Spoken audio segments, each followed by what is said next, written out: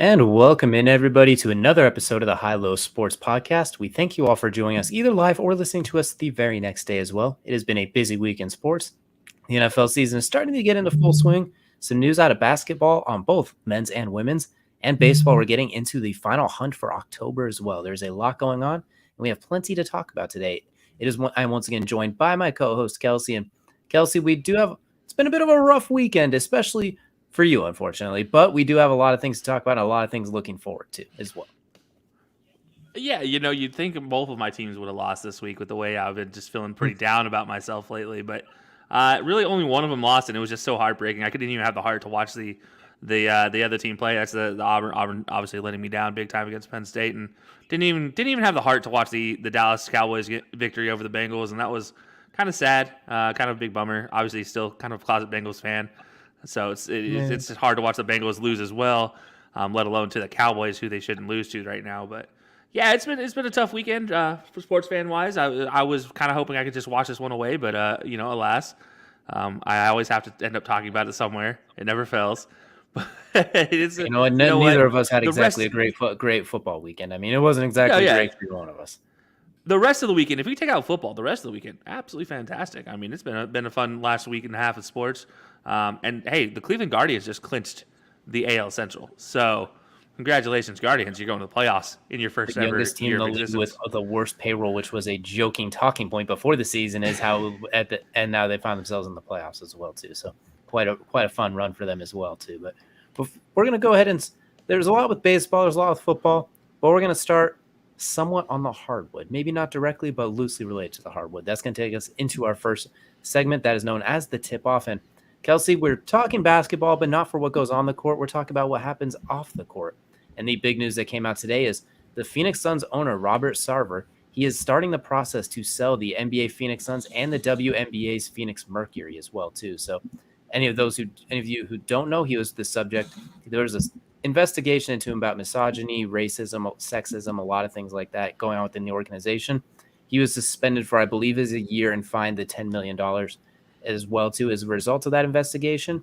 But it looks like the result of that is he is going to go forward with selling the team as well, too. And I do want to do one quick quote that was pulled from his letter as well, too, before I get into your reaction. As a man of faith, I believe in atonement and the path to forgiveness, he said in a statement. I expected that the commissioner's 1-year suspension would provide the time for me to focus, make amends, and remove my personal controversy from the teams that I and so many fans love. But in our current unforgiving climate, it has become painfully clear that is no longer possible. And whatever good I have done or could still do is outweighed by the things I've done in my past.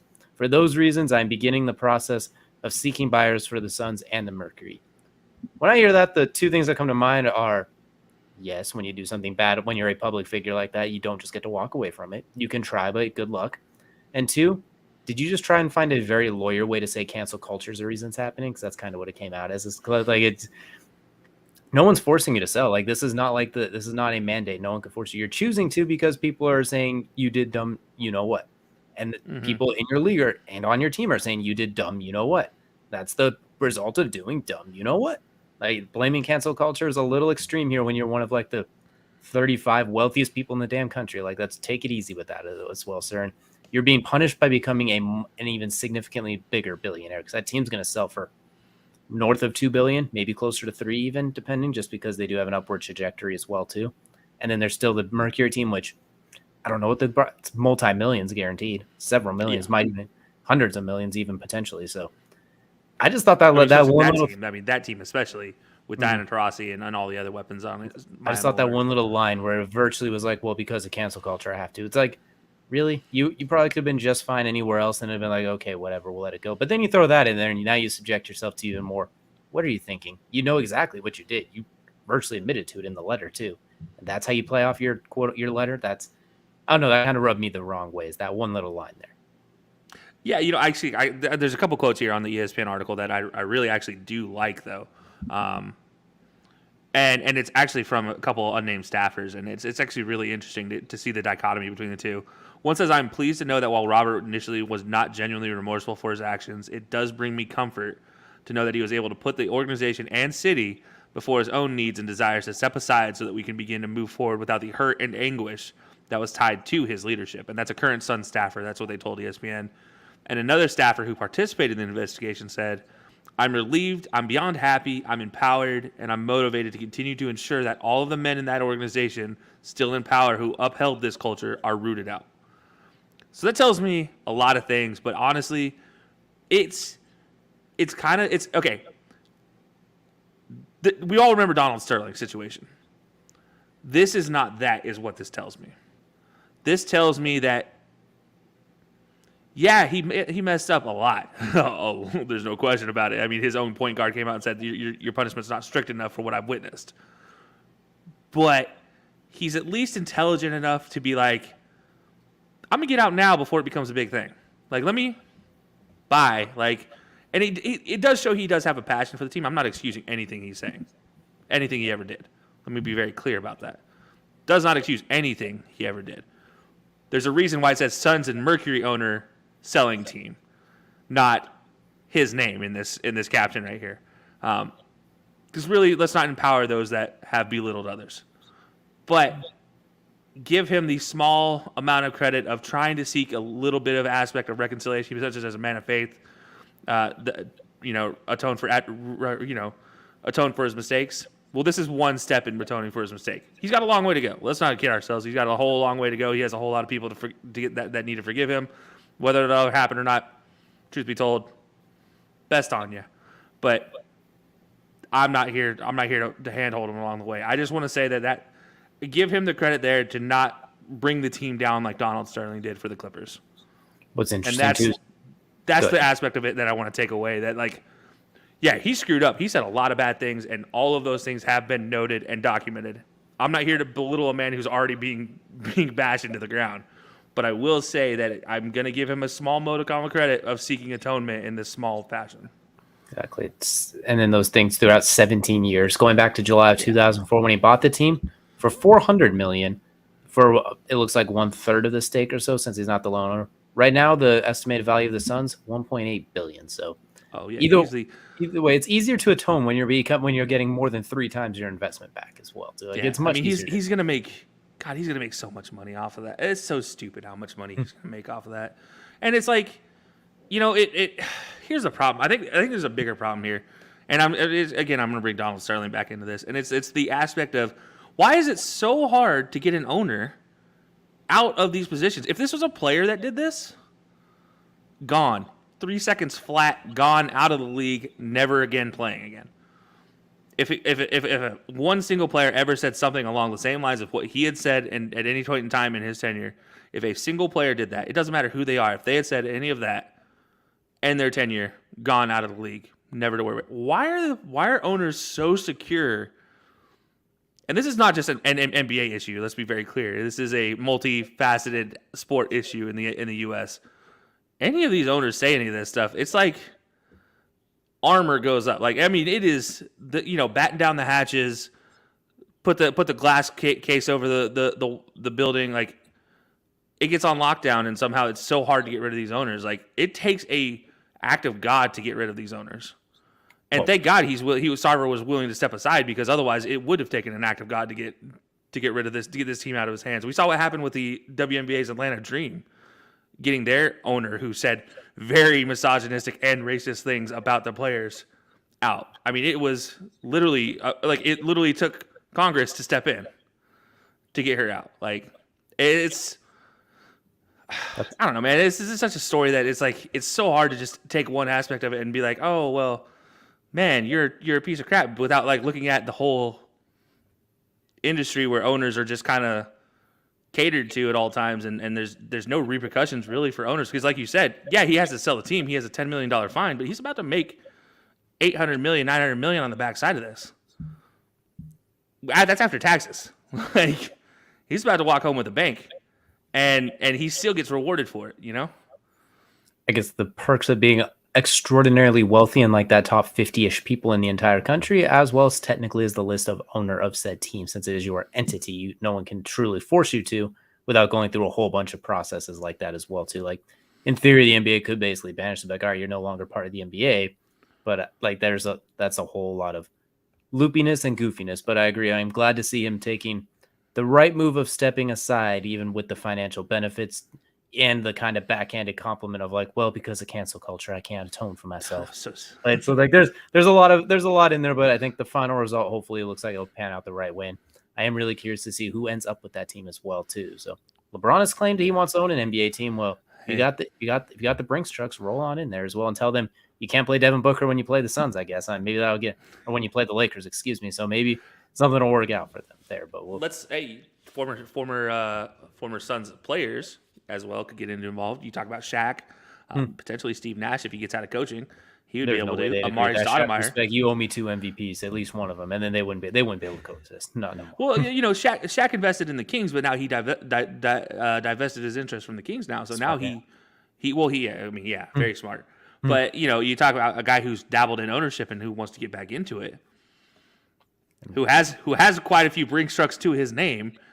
He could definitely alone. He could probably own half of that team. Well, let's not forget Shazam. Or is it Kazam? My bad, Kazam.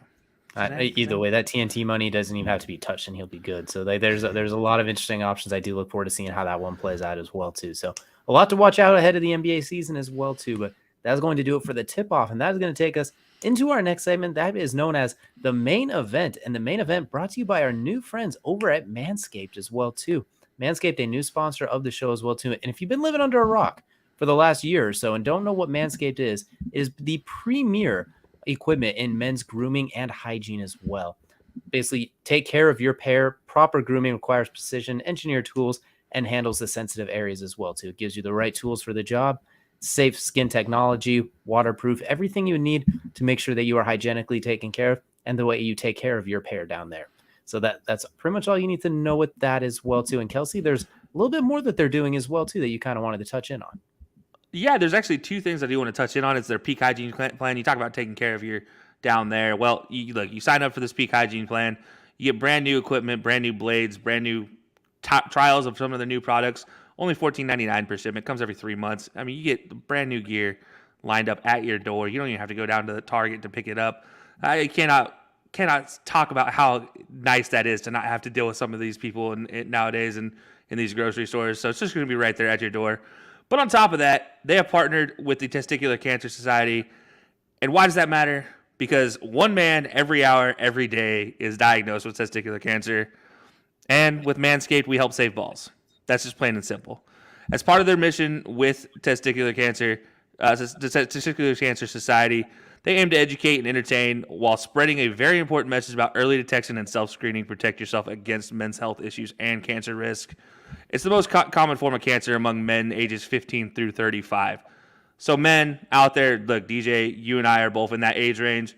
It is something that, you've seen the reports, you've seen the friends post on Facebook, you've seen those type of life-altering moments that, they go through. So together with Manscaped and the Testicular Cancer Society, we want to help you out. And that is, look, get tested, follow along with the instructions. If you need anything to follow along with, head on over to manscaped.com and click on Our Cause. And it's the We Save Balls concept. And it is absolutely fantastic with their partnership with Testicular Cancer Society. Go check it out. They have a lot of helpful information there, how you can help raise awareness, and then what you can do to get tested yourself.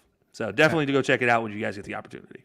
Absolutely. And it's not just men's care down there as well too. They do also hair care, skin care, deodorant, boxers, a whole lot of things as well too. So go ahead and head over to Manscaped, find something you like, use code HILOSPORTS and get yourself not 1, not 2, not 3, not 4, not 5, not 6, not 7, but 20% off of your order as well too. So head on over there, find yourself some high quality grooming and hygiene as well. So now that we got that, we're going to shave ourselves right into the main event now. And Kelsey, we're going to go ahead and start with the obvious one. We're going to head over to in between the lines of the NFL as well too. Very, very busy, very, very chaotic. So much so that our survivor pool that we've encouraged people to sign up for is already dead. By week 2, everyone is already dead. It was me and one other person were the only ones left, and we both lost this week. So he picked the Colts, I picked the Bengals, and they both let us down. So there's a lot we could look at for this weekend recap. So I'm going to let you go and go first. I'm going to have you pick a game and kind of tell me some of the things you saw in there, and we'll go through it. Yeah, I have to start here with maybe one of the more surprising games, I think it's safe to say, as far as, oh my God, did that just happen? And that's the Dolphins-Ravens game. I want to look at Tua. I mean, look, 6 touchdowns in a game. 4 in the fourth quarter. 4 in the fourth quarter. Tyreek Hill checked out with cramps in the third, and then earlier or late in the second quarter, with their halftime, getting an IV, along in the third quarter, getting an IV. Comes back in the fourth quarter to score 2 touchdowns and 100 plus receiving yards in the fourth quarter alone with cramps. Jalen Waddle, by the way, landing my 2 touchdowns at any time bet from 4th and 4. So shout out to you, Jalen Waddle. And the Ravens, the Ravens were no slouch in this game. This is 38 points, 38-42.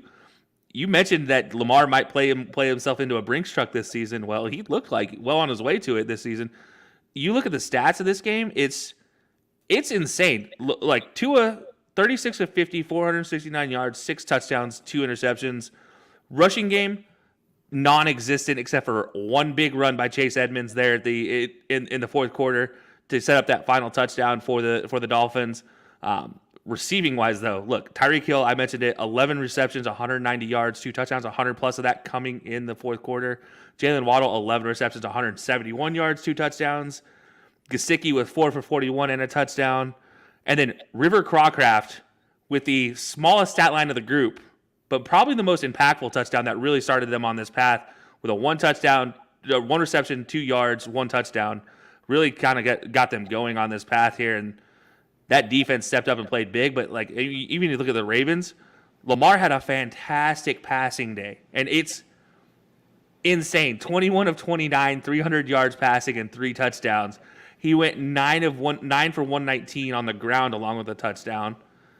And then in the air, Rashad Bateman with 100 yards receiving. Mark Andrews had 100 yards receiving, both with a touchdown. Isaiah Likely put up 43. Duvernay put up 42, along with a touchdown return on a punt.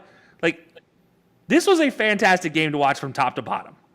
There's no question in my mind. And if you hate on one of these teams for anything, I think the only thing you can do is, like, hate on them for waiting until the fourth quarter if you're the Dolphins. Like, with Dolphins fans everywhere, like, where has this been the last year plus? But you know what? This is a fun game. I'm going to hold off on saying that this was Tua's coming out party. I know a lot of people are saying it, but it's not yet there. I want to see him start and finish a game with the lead. I want to see him go wire to wire with the lead and be able to hold that lead and sustain and manage a game as well, not just make plays coming out of the wazoo, because he did a lot of things that a lot of people said he can't do still, which is move in the pocket, make right decisions. I'm glad he actually moved out of the pocket with his head up finally. We talked about this last year. Every time he'd move out of the pocket, his head would go down close to the line of scrimmage, and teams would just crash. This year, he's seeing the man that's deep, wide down the sideline. So that's what led to a lot of these receptions. But yeah, that's the game I really wanted to highlight because I had an absolute blast watching what little I watched. Well, I'm going to be that guy. I have a few complaints here. And my primary complaint is both the teams have a lot of money invested on defense, and it was nowhere to be seen whatsoever. You look at that secondary for both teams, they both put a lot of money into that as well, too. They did not come through. Hey, obviously, Marlon Humphrey had 2 picks. Marlon Humphrey wasn't playing there as well, too. We get that. Kyle Fuller is out there, Achilles for the Ravens. We get that. But like Marcus Peters, you were kind of trailing the whole time there. Rookie corners, rookie safeties. Kyle Hamilton was not in the positions I wanted to see him in. It was kind of messy there, but you gave up 28 points in the fourth quarter, which I also look at the Ravens offense. How come you gave them that opportunity? You have way too good of a rushing attack build to be able to not start to dwindle that clock down after 2 touchdowns. So I do look at a little bit of clock management there. For the Dolphins, though, Mike McDaniel, anyone who's questioning that beforehand, I think so far you could say you see why the Dolphins wanted to bring him in there. Well, he was able to scheme up getting those guys open. He got Tyreek running wide open on a wheel route up the sideline, Jalen Waddle running loose, Mike Gesicki's running loose. And we haven't even gotten into his run game because you mentioned it wasn't really used because you were trailing the whole time. Mike McDaniel's a run-first type of guy. That's why there was rumors Gesicki might be on the trade block because he doesn't block anybody. Well, it doesn't matter when you're catching touchdowns. The fact that they were able to scheme this stuff open, and I agree with you, Tua, I think he's earned the right for everyone to back off a little bit as well, too. Maybe you can't say he's arrived. He's not quite like the Burrows and the Herberts and his draft mates quite yet, but he has a better win percentage than both of them. Granted, much smaller sample size and got rotated in and out a lot. But what an explosive game. You saw what he's capable of. He doesn't have an absolute hose of an arm, but it's more than enough arm strength to get him open, especially when you have a couple of yards of separation like those two are going to get. Jalen Waddle's the real deal. He is not just a speedster. He is a receiver that burns on top of it. You saw him with that game-winning touchdown. Randy Moss can get over somebody's head as well too. That's after he earlier the drive before that had a fantastic almost catch in the same fashion in the back of the end zone that he ended up landing on his hip. Like the dude can go up and get it. Exactly. And I do think for the Ravens, you don't really be too concerned once Marlon Humphrey and their secondary, once they can get a little bit healthy finally, because these last 2 years, that secondary just cannot stay off the infirmary. I think they'll be fine. They won't have to deal with a team like that again. Plus, once they can get J.K. Dobbins back healthy, who was close to playing today, I think that'll help establish that run game and give them options besides Lamar, go save us, and occasionally Kenyon Drake here and there. I think having a true number one running back there will open things up. But you mentioned Rashad Bateman. Going to show that Lamar does have receivers as well, too. So anyone says he doesn't have any, he does have some. Devin Duvernay's become underratedly good. Not quite like the Chargers' weapons or the Dolphins' weapons, but Mark Andrews is as good as anyone. Like, they have weapons that are built for Lamar's game. And I think you're seeing Lamar reap the benefits, and he's going to get paid for the benefits at this rate, too.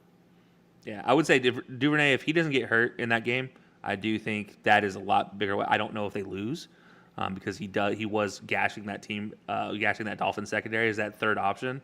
I also want to get your opinion on this. We got a message from the chat here about Lamar. Not Lamar's fault. Not at all.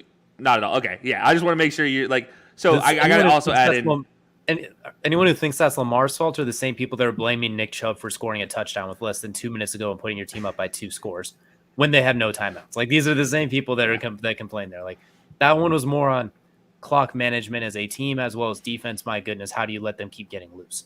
That's kind of how I look at that one. It's Dolphins going to Dolphin. That's a new thing, kind of like the 2018 Chiefs, where Chiefs are going to Chief. Right now, it's Dolphins going to Dolphin sometimes. And I got to add, both Marlon Humphrey and Marcus Peters were in that game, and they were the ones getting burned by Tyreek. And it's funny because they actually have a video of those two on the sideline imitating Tyreek's running and how he just stops and turns on a dime right before he caught his last 2 touchdown passes in the fourth quarter against them. So I thought it's quite entertaining. If you guys haven't checked it out, just go check it out on NFL on CBS's Twitter page. It's very funny to watch because then it's like not even 4 plays later, he's breaking past Marcus Peters and cuts back to catch the ball and then walk into the end zone. And then, same against Marlon Humphrey on the other side. So very funny to watch in that one for sure. But, that was the game I wanted to highlight just because that was, to me, the most interesting. But I do want to talk about the game you just mentioned, that Jets-Browns game. What were your thoughts on that one? I know, obviously, the Nick Chubb touchdown, but really, like, top to bottom, what was your thoughts for that? That Browns defense has some work to do. I think that's the simplest way to put it right now. Look at the amount of money that's invested in that team. $100 million corner, $100 million pass rusher. The draft capital they put in there from JOK, Greg Newsome, Grant Delpit, just going across the board, Josh Johnson III. Like, you look at their defense, and it's supposed to be, it was a top 5-ish unit last year, top 5 to 7. We anticipated coming to this year, if they were going to be successful, they were going to have to be a top 5 unit. They've been absolutely toasted for the greater part of for the last 5 quarters. I know that through the first 3 quarters against the Panthers, they were just fine, but they let Baker Mayfield kind of toast them in that fourth quarter a little bit. Blown coverages, Robbie Anderson running loose, Corey Davis running loose, Garrett Wilson getting loose. I know Garrett Wilson loves Ohio, so maybe that's just what it is. But for some reason, that back-end communication is absolutely abysmal. I don't know. Some people are doing sign language. Some people are yelling. Some people are doing Morse code. I don't know what's going on back there, but the amount of times they just give up busted coverages or seem out of position is just, it is very, very strange considering how good of a unit they were last year, how much they have invested, and how much they just kind of fallen off these last 5 quarters. And they have a short time here to go back with the Steelers, who luckily it's the Steelers passing offense coming into play. So, I mean, in theory, if you're going to get right, this is a good team to get right against as well, too. But it is kind of concerning when you see, we talked about with Jacoby Brissett, their weakness would be just not turning the ball over and staying scheduled on offense. Jacoby was arguably the best quarterback of the week. When you look at like Pro Football Focus and things like that, I think he was like 4th. His completion percentage was was outstanding. Amari Cooper was getting loose. He looked as good as he's ever looked, honestly. Nick Chubb, we mentioned, scored 3 touchdowns for you. Yeah, I don't know what else we want to do. The offensive line was cooking, but you can't give up 2 touchdowns in less than 2 minutes with no timeouts, and you fail to recover an onside kick, and then a missed PAT. Those happen. You wish he doesn't miss those, but you shouldn't have to worry about it when you're up 2 scores with less than 2 minutes to go. You shouldn't have to think, oh, should I fall down at the 1-yard line or take this two possession lead? Like, that's a problem on the defense. And there is at least at minimum 12 people you blame before Nick Chubb, and it's that entire defense plus the D coordinator. And then there's probably a few others in there as well, too. But that was kind of my emphasis. That defense has some work to do, especially with communication, because that just the busted coverages is the biggest thing as well, because that's way too much talent. It's not like it's a bad team back there that we just expected. That is a team that we expect to be top 5 in defense, especially pass defense. When you combine the pass rush and the back end, that looked worse than Madden defense, honestly. I'm not talking this year's, man. I'm looking like the last 3 years of Madden where you could average 500 yards a game. It looked worse than that. Yeah, no, it was something crazy. I do want to go back to your Jacoby Brissett point. Outside of one pass on the day, I think he was as fantastic as you could have ever hoped and dreamed for. Like, whatever your peak dream is for Jacoby Brissett, he was one pass away from being that. And that's that one interception. I think that one interception didn't really, like, at the time, didn't really affect him. And now you look back at it and it's like, oh, well, they scored off of that. That's a difference. But 22 of 27, one of those incompletions being that interception, a touchdown, 229 yards, and most importantly, led an offense efficiently. Made the right decisions. He was up there switching plays, switching run calls to side, calling out the Mike linebacker, calling out blitzes coming in the right direct, run blitzes that were coming to cut off Nick Chubb. Still allowing Nick Chubb to go rattle off 87 yards, Kareem Hunt to rattle off 58 yards. Nick Chubb scores 3 touchdowns on the day. And Amari Cooper, where you been at, my guy? I've been missing you. 9 receptions, 101 yards, a touchdown. It's like that's the Amari Cooper that they want to see week in and week out. Can he sustain that long term? I know that's a big question. But yeah, I think this Browns defense, that's probably the most disappointing group I think I've seen. And they've already made changes to their defense, cutting a couple guys, sending a couple down to the practice squad, calling back up Isaac Rochelle, getting a couple other guys as well, signing to the 53-man roster, just in the days following, getting ready for this Thursday night game coming up. But yeah, man, that was a wild, like, between these two games, I don't think there were wilder games this weekend, but those two games were just like, wow, that's really happening type of situation. Like, defenses are really falling apart this easy, and offenses are coming out of nowhere. And what is it with Joe Flacco finding wide open receivers deep down the right sideline? Every time. It doesn't matter whether he's in Baltimore. It doesn't matter whether he's in New York. Doesn't matter what happens. He just somehow finds a receiver deep down the sideline on the right side, wide open.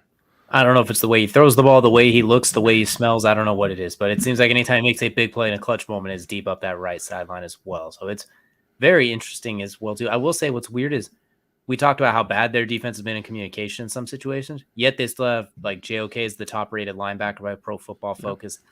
Anthony Walker's top 5. Myles Garrett's the top 3 edge. Like, you have outstanding players, and then you just have, like, these random spots that end up canceling all the way out as well, too. Mostly that back end as a whole, really. I feel like I don't want to pick on one of the safeties, but I honestly feel like John Johnson's side is the side that they end up attacking most. Whether it's because he's trying to cover for Delpit or not, I don't know what the case is, but it feels like each time I see a break, it's always on John Johnson's side. And I don't know if that's because he's supposed to be covering or there's supposed to be somebody coming deep in that deep third and they're just not getting there. Like, I don't know what the case is, but I do feel like I've always seen 43 near the ball, chasing after it, looking around while he's trying to chase down the receiver in that situation. And I'm like, that was a Corey Davis situation. He was 43 chasing down Corey Davis. And I'm like, why is John Johnson chasing him? Like, who's supposed to be there? Or was he covering for somebody that was out of position and so it put him out of position? Like, what's the case here? It was weird too, and there's a lot of them where, like, one guy's playing cover 2, the one's playing cover 3, and then suddenly there's that big gaping hole. One person's playing cover 4, the other one's playing man. Like that, one of them's trying to reroute on cover 2, the other guy's playing the cover 2. Like, it's like they're playing 2 different defenses sometimes as well too. I don't know if it really just feels like the communication of what's going on sometimes. So I agree with you on that one. That was a very, very weird game and a fluke ending. And well, hopefully they're all mentally good to go because they're playing in roughly 24 hours from when we record this as well, too. So we'll see. If there's a game to get your pass defense right, the Steelers is probably the one to do it as well, too. So there'll be no Jadeveon Clowney in that game, so we'll see how that affects things as well, too. Yeah. But before we get into we're going to be talking about that game a little bit later, too. But a couple of games I wanted to take a look at as well, too. I'm going to start with the obvious one. It's the one that, honestly, we all kind of knew it was going to happen, but it's still surprising to see happen. And that's the Colts, and the jinx in Jacksonville continues for the 7th consecutive year now, 8th consecutive year. I don't know what it is about that summer heat or that Jacksonville heat, but they not only can't get it done, but they go down there and they get slapped 24-0. Matt Ryan has a miserable day at the office. The defense, they let Trevor Lawrence looking like Tom Brady out there. 80% completion. they shut down the run, but it doesn't matter when Christian Kirk earned all of his money in that single game as well, too, with 2 touchdowns. It was toasting everybody. And honestly, from what I watched in that game, the biggest thing that stuck out to me is when you think Indianapolis Colts, what's the first thing you think of? RTDB. Run the damn ball. And why do you say RTDB? Besides Jonathan Taylor, that offensive line is a stud. Unfortunately, that is no longer the case. I think RTDB is died in 2020. It feels like, or even last year a little bit when it was give JT the ball 30 times a game and eventually he'll break loose. Because when you watch him this year, their tackle situation's a mess. Like Trayvon Walker and Josh Allen, not that Josh Allen, the other Josh Allen, were walking around the tackles. Ryan Kelly's. He has not looked the same the last 4 games. Braden Smith looks a little bit slow. Quentin Nelson even looks a little bit off. Like they're getting toasted and beat up all the way. We saw Houston do it last week. We saw just their inability to letting Costanza retiring, letting their backups go, letting Glowinski go. They've not done a good job of replacing what made their team really strong right now as well too. And it feels like the communication is suffering. So, and Matt Ryan, for all the good he can do, when you put somebody in his face, that's the result you get. He's not a mobile guy. He doesn't do his best work while getting smacked in the face, as most pocket passers don't.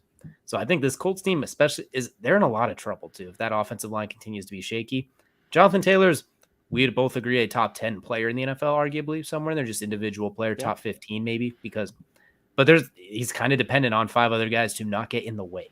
And he's still 3rd in the league in rushing despite all of it. And he had 9 carries. There's only so much you can do against a 10-man box most of the time. So that's the one thing that stuck out in that game. The other thing that stuck out to me is this is the same thing as the Browns. There's a lot of money invested in that defense, and they have been cooked for the last 4 games. Kenny Moore was the best nickel corner in the game, and we've seen Hunter Renfrow, we've seen Marvin Jones, we've seen whoever the heck the Texans have, everybody, honestly. And now we've seen Christian Kirk all have their way with him. I don't know what it is. They had 0 quarterback hits and 2 pressures through those 30 dropback attempts. Nobody touched Trevor Lawrence between DeForest Buckner, Kwity Paye, and the amount of money they have invested in there. Stephon Gilmore, I don't know if he's playing good or not because everybody else was playing bad. Julian Blackmon's still coming off the Achilles. He has his moments, but this defense is terrible. Like, they have played absolutely terrible for all but maybe the 4th quarter against Houston. Like, and even going back to last year, they were terrible during those last 2 games for the most part last year too. So this Colts team has a lot to work on in about 3 days before Kansas City rolls into town. It's going to help getting your receivers back healthy, not having to rush special teamers out there as your number 1 receivers. But it feels like 0-2-1 is about to happen unless that offensive line can have a nice little flashback to 2020, and unless that defense and maybe Shaquille Leonard getting back healthy makes that big of a difference. But it's looking bleak there in India, team that we both thought could be a underratedly pretty good AFC team that could maybe not an elite Super Bowl contender, but one that can make some waves, if that makes sense. At least scare some of those other teams. Yeah, no, I like looking at defensive statistics around tackles and things like that in these type of games to kind of see what was up. It's very telling when your leading tackler had 4 solo tackles as a defense, and you shut down a team 24-0. It means 1, your defense was flowing well to the ball, but 2, they weren't really attacking you in a lot of ways. They were very much trying to just nickel and dime you through the air, and they couldn't do it because, well, the receivers are bad, but also look at the sack situation. Roy Robertson Harris, Josh Allen, Adam Goetz, Arden Key, your 4 starting linemen, defensive linemen, all got a sack. At least 1. Josh Allen got 2. Your entire starting, or your middle linebacker, Andre Sisco and Rayshawn Jenkins all end up with a pick. And by the way, Devin Lloyd being the middle linebacker getting a pick. So it's very much a situation where they basically choked him out. So they had no options but to try to throw to Mo Alley Cox or Ashton Doolin in a quick situation when they just really couldn't get the ball to him. And those situations were being completely that was about as perfect of defensive conversation as you could ask for from the Jaguars when you want to get the job done. And I'll also say offensively for him, Lawrence going 25 of 30 is about as efficient an offensive day as you could ever have asked for from the young quarterback. So they did everything they needed to do to win this game, and then it didn't help when, your best asset as the Colts. I feel like the Jaguars are like, all right, look, we'll give up 100 yards to to Jonathan Taylor. Well, you didn't even have to give up 100 yards to Jonathan Taylor to win this game. Like, he gave up 54 on 9 attempts. 9 attempts to Jonathan Taylor. At what point in time do you just say, like, snaps? Your next best player saw 15 total snaps? Like, I know, I get it. Like, there are times where you just can't get anything going and you have to punt a lot. But at what point in time do you just think to yourself, all right, we're just going to play for first downs. JT, I'm going to hand you the ball 3 straight times, and you're going to get me 3.5 yards per carry. And we're going to get a first down, and I'm going to do it again, and I'm going to do it again. And I'm going to. At what point do you just say, screw it, go back to what we do best? I didn't see that in the Jaguars game, and that's a little bit more nervy for me than anything else, because that's not the first time this has happened. The whole RTDB thing came up because Quentin Nelson yelled it at their head coach last year or 2 years ago because he got away from what they do best. Last year during Hard Knocks, you saw him say the same things during Hard Knocks to his coach. Hey, let's get back to what we do. Let's run the damn ball. And then guess what? They run the damn ball and they win. But this is the one team I think I can say it doesn't matter the scoreboard. If you run the ball, if you're the Colts, you will have success. They did it against Houston when they were down. They got loose on the ground. Then Matt Ryan threw for 300 yards in a quarter and a half after that. Like, Matt Ryan has the easiest job when that run game is working. When you're trying to go pass first, then run, it's gonna fail every time with that team. Especially when your leading receiver is a special teams gunner. That is who you're expecting him to throw to as well, too. This is a bad. This Colts team is out of sorts right now, and it's like, I get it. Like, you're trying to, again, it's your 3rd straight year with a different quarterback. 5th straight year. Sorry, 5th straight year with a different quarterback who hasn't been on your team in the prior year. Like, it's kind of embarrassing. No, sorry, 6. It gets worse the more I think about it. Well, one of those years, I know the quarterback was on the team the year prior. Oh, the year prior. I was talking about different starting quarterbacks on opening day. Well, I mean, coming in and learning the system brand new is my point. It's like, this is 3 straight years of a quarterback coming in and learning it brand new. On top of, then you add in it's a brand new quarterback for the first time. Then it's 6 years, but like a first-time quarterback learning the offense for the first time, this is 3 straight. I mean, that's still not a good system. And it's not like the system's difficult. Like, hand the ball off. That should be how it goes. It should be how it goes. Instead, it's like, all right, guys, we're going to line up and we're going to throw a bunch of different short routes and we're going to run the ball. But only once those routes start hitting. But they don't ever hit because they don't open up because the gaps are being closed, because when they run commit, they're filling in those short gaps. It's that simple. It's a very simple, like, you're outthinking yourself in this case if you're the Colts in a lot of ways. Just like, keep it simple, stupid, hand the ball off. And at the same time, too, offensive line, if you want an RTDB, you got to show some success with it. His first 4 carries went for like 10 yards. So they got to do better. They got to get off the ball, too. I mean, granted, he finished with 2.5 per carry, yeah. Yeah, he finished with it because you had 2 long runs when you're down 20-0, and he broke a couple longer ones. But the offensive line has to get something going. If you're going to be the strength of the team, you're going to have a $20 million guard, you better be able to average 100 yards a game on anybody. I mean, you're paying Quentin Nelson more than your Batonio and Wyatt Teller getting paid in Cleveland.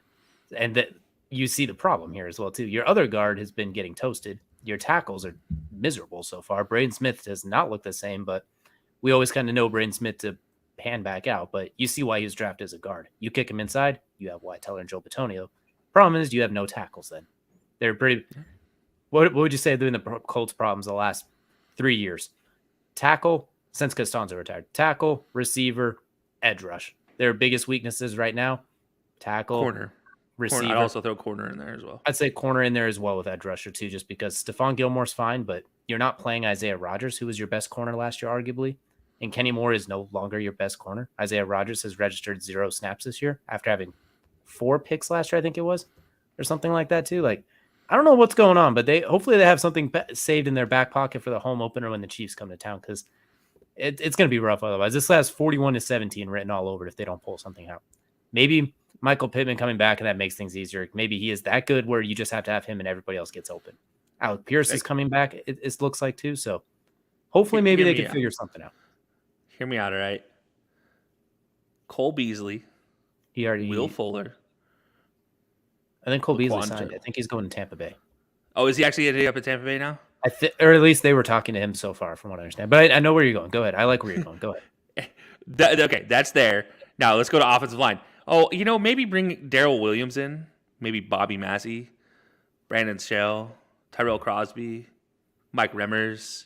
Oh, you could still bring in Eric Fisher. Yeah. Again, I know he wasn't great, but you know what? You ran with the number one running back in the league with Eric Fisher on the team. Just gonna throw. That's just some names I'm throwing out there for the Colts. Like, do something. There's one other name that could possibly help that you didn't mention there as well too. I was pretty familiar with the system by the name of T.Y. Hilton, who. Well, I wasn't gonna say T.Y. because I feel like at that point, I feel like at this point in time, if you reach out to T.Y., it's almost like T.Y. save us, and T.Y. is gonna be like, no. He was liking a bunch of tweets during the Houston game, like we need T.Y., and he was like he wanted to come back. And then 2 days later, instead of addressing it, when you hear Alec Pierce is out with concussion and Pittman's hurt, they put a banner that says "Thank you, T.Y. Hilton, for the memories." And it's like, well, way to burn that bridge now, and then you put up that stinker in Jacksonville. So we'll see. Yeah. It's early in the season. There's 15 games to go, but it's looking like trouble in Indy, and we might want to refute our picks from the preseason. Now, I would like to amend mine at this point. I would wholeheartedly like to amend mine right now, please. Yeah, I have them Super Bowl losers. So let's pretend that I didn't give that prediction. Let's pretend that. How about we'll just watch that away and move on to our last game that I want to look at as well too. And this one was not a good game by any means, but I do have some questions about it. And I'm going to look at the Bills and the Titans from Monday night. I do. By the way, I do want to mention. What game were you watching? It was a fantastic game. It was fantastic for the Bills. And don't get me wrong, this is not an indictment on the Titans. The Bills kick my ass every month as well too. I get that. The Bills are relentless out there. The Bills kick my ass at the beginning of every month.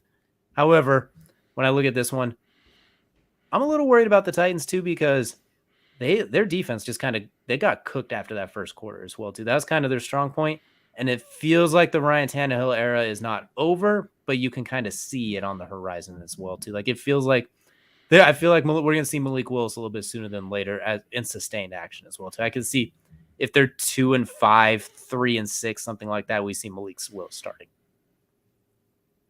I'm not going to disagree with you. I mean, he was out there for a quarter and 6 minutes. It felt like, I think it was, a quarter and 5 minutes, something like that.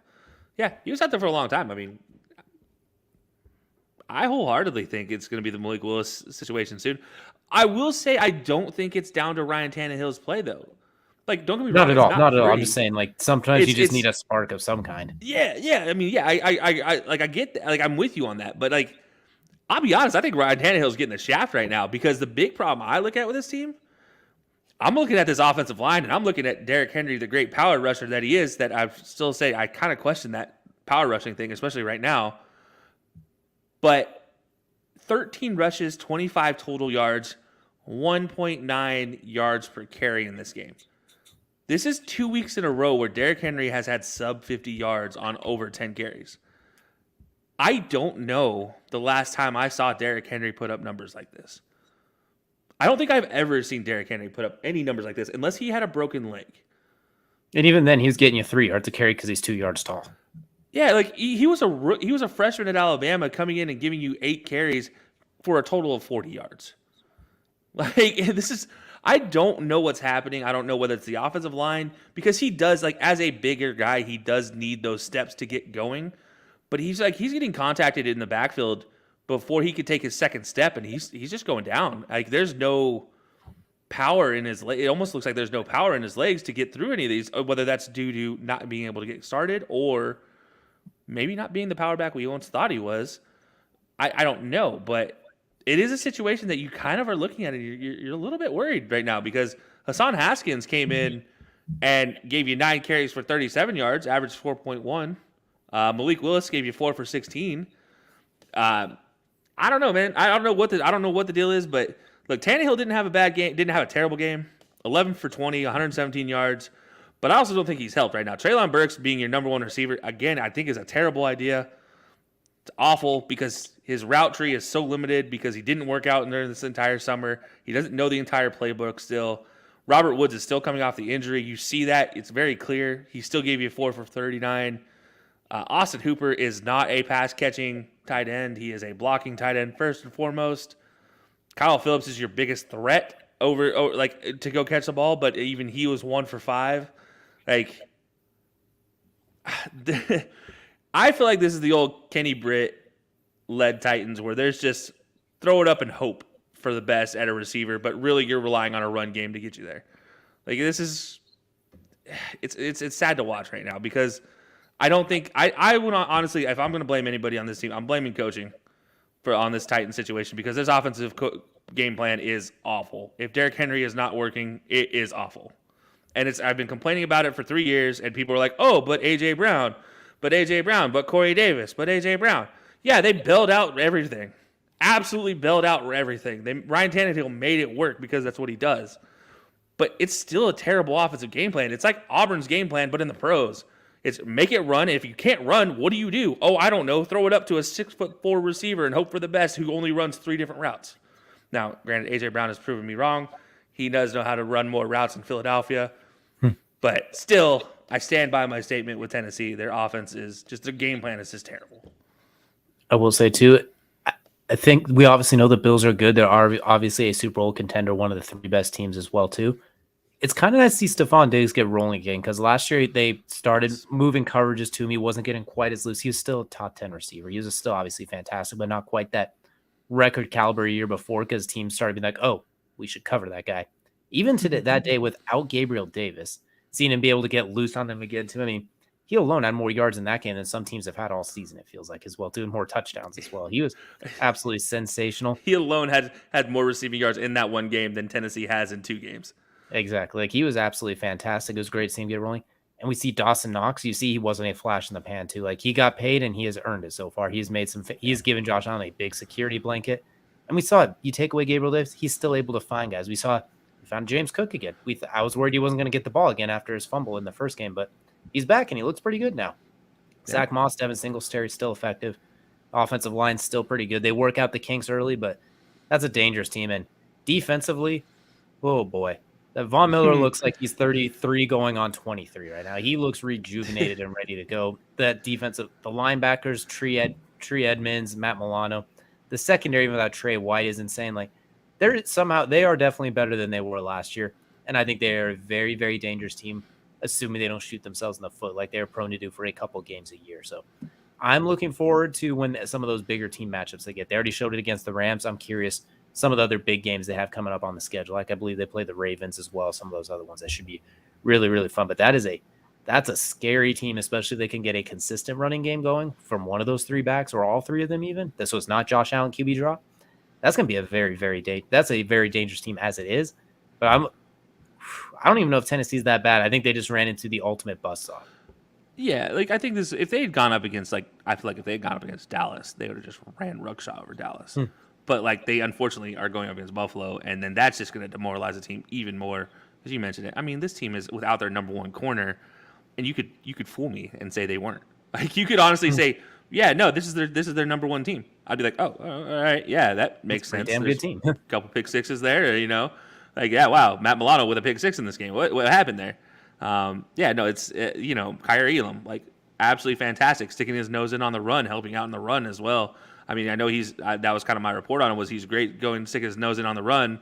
Sometimes he gets lost in the hips. He has not gotten lost at all during this season so far. He looks fantastic. Taron Johnson, I talked about him before. I love him as a number 1 potential corner down the road. Right now, he's showing that he could be a number 1 right now, and he's showing me early. Like I'm thinking like 2-3 years. He's like, no, I'm a number 1 now.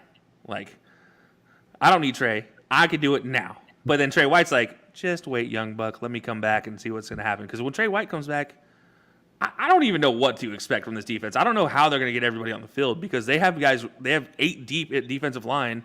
They're running their nickel package most of the time anyways. Like, how do you get the guys that have been performing so well so far on the field when Trey White comes back?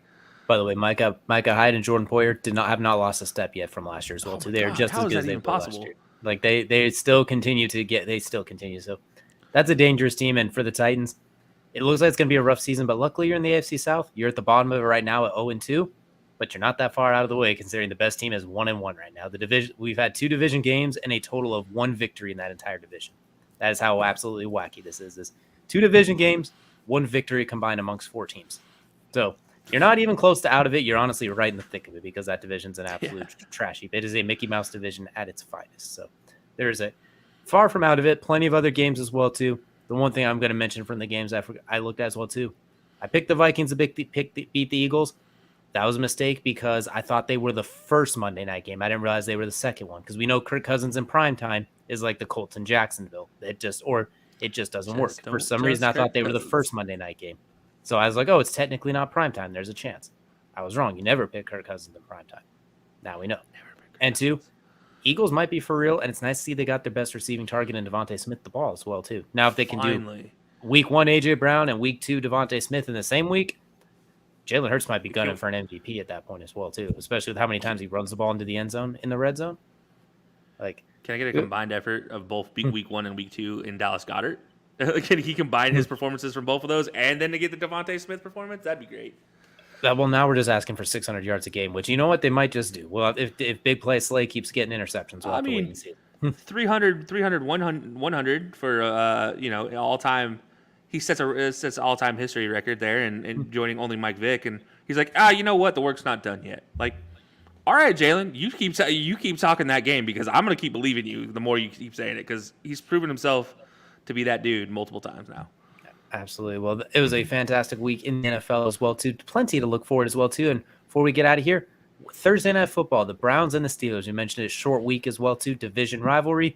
Both teams 1-1, both coming off of a little bit of rough losses as well, too. Both kind of ugly games in their own right. Kelsey, where are you going in this game? Can I go with another tie? Is that you might that might actually the odds on that would our apartment burn down if that's the case if they died here in Cleveland? I don't know, but I do think that I'm gonna say Cleveland takes this one. I think they finally fix they get a welcome reprieve defensively against this offense, and I think their offense can handle what this defense could do without T.J. Watt. So I think that aspect plays into it. The lack of T.J. Watt really improves their odds in my eyes, especially since you still have a healthy Nick Chubb, and you made some changes on defense. So give me the Browns in this one. I'm not going to try to overthink this one. I'm just going to say the Browns. Just hopefully pull it out. I'm not betting a single dollar on this game as well, too. I'm going to go with the Browns a little bit as well, too, because Mitch Trubisky is the starter. I think if Kenny Pickett was a starter, I might be a little more inclined, but so far in these first 2 games, Mitch has looked very, very erratic. Like he's had some moments, but I'm still kind of concerned with his ability to keep an offense on schedule, especially with Najee Harris. There's nowhere for him to go. Unfortunately, I thought he might get more action in the passing game, but they have eliminated him in the passing game, really, too. George Pickens he says he's open 90% of the time, but he's not really getting the ball. Deontay Johnson hasn't won probably the best catch of the year so far, but that's about all we've seen so far. Chase Claypool, he's there. Pat Freiermuth, he's a guy. He's alive. Minka Fitzpatrick is still one of the top 3 or 4 safeties in the game, but like you said, take away T.J. Watt. Cameron Hayward's awesome against the run, but give me the Browns just because the talent deficit's too large. Maybe if Kenny Pickett was starting and I could trust their offense to stay on schedule, I'd think about it. But I'll stick with the Browns, but I don't feel comfortable either way. It's going to be hideous and a heinous game. I feel like it's going to be 17-19 or something stupid like that. So and I'll say, by the way, shout out to Joe Hayden, former Brown and Steeler, signing a 1-day contract with the Browns to retire as a Brown. Very fun fact. You always remember where they drafted you as well, too. So good, Joe Hayden on a fantastic, underrated career as well, too. So that'll do it for the main event. That is going to take us into Kelsey's favorite segment. That is Crunch Time. And Crunch Time, we got a little bit of an active one here today. So I'm going to go ahead and kick mine off right away. A recent announcement of a retiring from a legend, Jose Aldo, the original featherweight king of the UFC, announcing he is going to call it a career, at least in the UFC and in MMA as well, too. The best featherweight, in my opinion, of all time right now. Some guys fastly closing in on him. And honestly, explosion, technique, everything you can mention, 8-second double knee flying knockout, everything he could do. The biggest thing was that rough loss to Conor McGregor. All eyes were on the biggest moment, and it ended in 13 seconds. He did not let that define him. He bounced back and won a title again.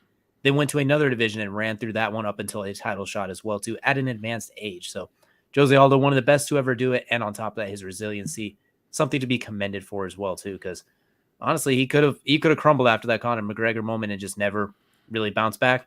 Won 2 interim titles and a regular title since that point as well, too. Those who don't know, well, go back and look at his resume because that's as good as it gets, especially that division. So Jose Aldo calling it a career, and somebody, those who know, they know he was one of the best. He's one of the best to ever do it. Yeah, I mean, like the king. He's not nicknamed the King of Rio for no reason.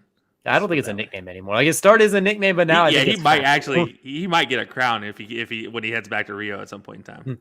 Absolutely. So that'll do it for Jose Aldo. Now we're going to head back to the hardwood as well, too. But on a more positive note, the Las Vegas Aces, WNBA champions. And not only did they win the title, they celebrated like queens as well, too. Anyone who kept track of the parade as well, too. Kelsey Blum, the big cigar as well, too. Like they partied hardy and they deserved it as well, too. After a fantastic final showing as well.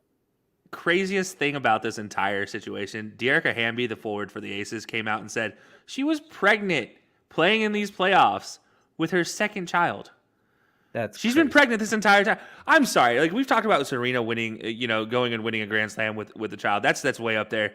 Playing an entire playoffs pregnant, dealing with morning sickness, dealing with all of the aches and pains that you already deal with on a normal daily basis, add in that pregnancy pains. Nah, there's no way. There is no way a normal human being does that. That is absolutely insane. Congratulations, first of all, on the child coming up, but on the championship. It was absolutely fantastic. And yeah, the strip man, they were absolutely having themselves a ball for this one. And shout out Becky Hammon.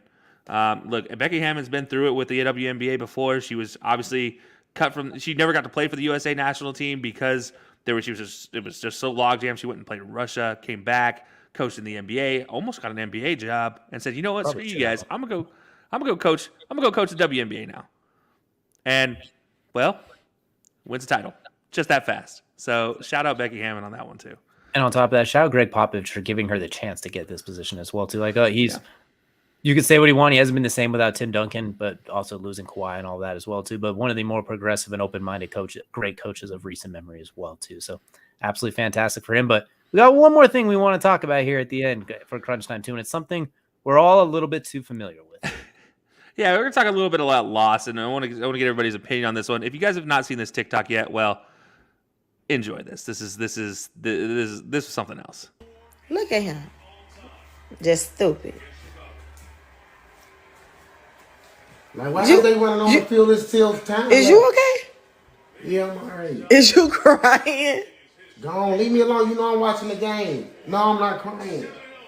I told you they was finna lose. I don't know why you acting like this. Why is you talking about my business? Why is you talking about my business? But they down bad with 10 points. They cheated, though. They cheated.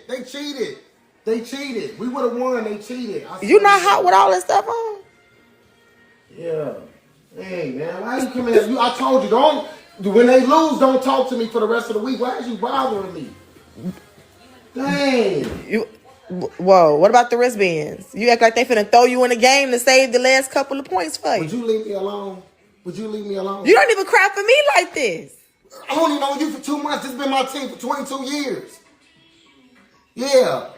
Win, lose, or draw. This is where I'm at. Get out. I gotta stop it there because he keeps going and he's basically just unhappy about it.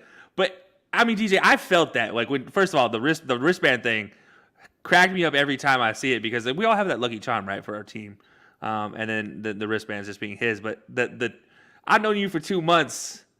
I've been with them for 22 years. Like does that not hit home in so many ways?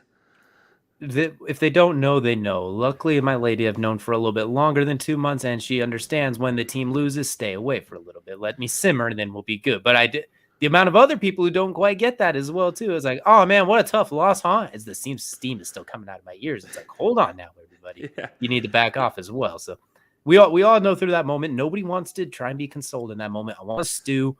I want to do that angry walk so you don't have to go to Walmart and buy a new TV where you just kind of walk off for a moment. Take a deep breath so you don't throw that fist through a TV. Like we've seen those ones as well, too, or pull out a 12 gauge and unload on it. So I felt that as well, too. And honestly, that's a fair way to put it. I've known you 2 months, 22 years. It's a different level of investment at that point. And especially, we've all gone through that, too.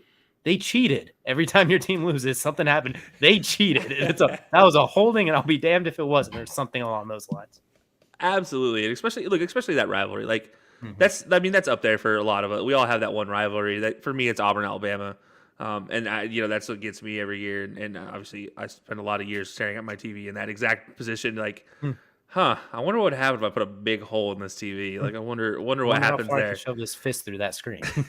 Yeah. So the question becomes, guys, ladies and gentlemen, if you guys have ever felt like this about any sport, any team, whatever. What sport was it? What was the one that got you in this way? Let us know in the comments. Let us know on Twitter or on Instagram, TikTok, our social medias. And don't forget, guys, head on over to manscaped.com. Use code HILOSports for 20% off your next order as well. But that'll do it for us today. DJ, any final words? Not all. Just was going to say, check out that code. Find yourself something you like. It is almost Christmas time coming up as well, too. So save yourself a little bit of money. Get it now for 20% off as well, too. Thank you for joining us all today. We will see you all next week.